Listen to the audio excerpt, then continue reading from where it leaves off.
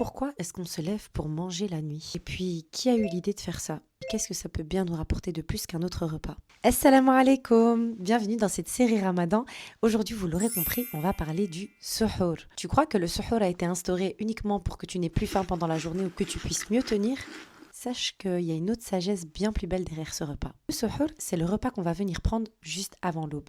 C'est le dernier avant de jeûner toute la journée et de pouvoir couper son jeûne. Le mot suhoor, il vient de as-sahar. As-sahar, c'est la dernière partie de la nuit. Et donc suhoor, ça veut dire le repas qui est pris au moment le plus béni de la nuit. Le prophète sallallahu alayhi wa sallam a dit « Prenez le suhoor car il y a dans ce repas une bénédiction, une baraka. » Eh bien parce que tout simplement, tu te lèves à une heure où la majorité du monde dort encore. Uniquement pour obéir à Allah. Et Allah nous dit, par exemple, dans la sourate Ad-Dariyat, et aux dernières heures de la nuit, il demandait pardon. Le suhoor, il se place exactement dans ce timing-là, dans le dernier moment de la nuit. Et on sait à quel point il a énormément d'importance ce moment. Et puis ensuite, qu'est-ce qui le rend si spécial? Les musulmans ne sont pas les seuls à avoir un jeûne. Les juifs ainsi que les chrétiens jeûnent également.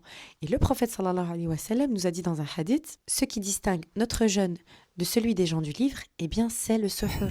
C'est la chose qui fait toute la différence. Donc c'est pas juste nutritionnel, c'est vraiment identitaire. C'est spirituel et c'est carrément une sunna. D'ailleurs, en parlant du prophète sallallahu alayhi wa sallam, sache que pour ce repas-là, il était loin de faire un banquet ou un festin. Il se contentait tout simplement de dattes et d'eau. Et il a même dit dans un hadith, l'excellent suhoor pour le croyant, les dattes. Le but de cet acte, c'était vraiment pas de remplir son ventre, mais de commencer son jeûne avec une baraka. Si tu manges vite et que tu retournes dormir, tu as pris une partie de la récompense. Mais si tu ajoutes intention, dua, istighfar et 2 rak'at avant le fajr, alors bingo, t'as gagné une adoration complète.